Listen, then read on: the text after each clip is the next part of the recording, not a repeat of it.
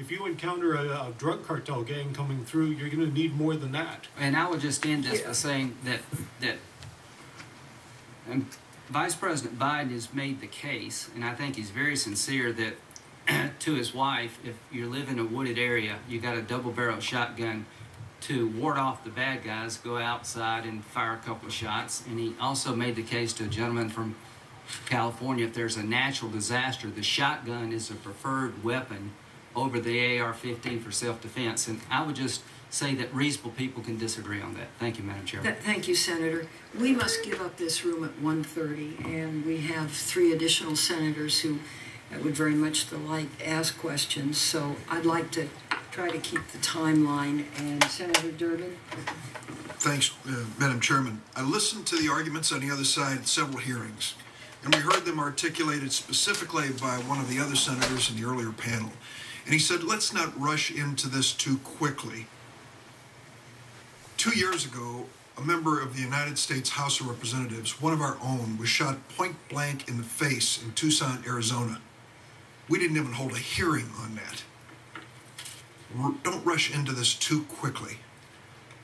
When you look at what's happening in city after city across the United States, we're not rushing into this too quickly. We're coming in too late for a lot of these victims. So I disregard that immediately.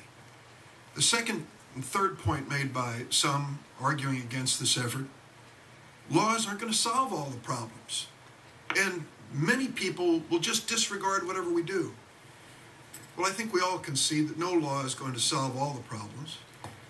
And even we realize even today people are speeding on highways despite laws saying they shouldn't. Does that mean we don't try? We don't make an effort at this? But the thing that bothered me the most was the argument is we have to take care and be careful to protect the rights of law-abiding citizens. To protect the rights of law-abiding citizens. Mr. Heslin, I walked into the room here when that video was on, and there were people up there using AR-15s, spraying targets with bullets. And flashed on the screen right after one of them was the word fun. And I thought about that.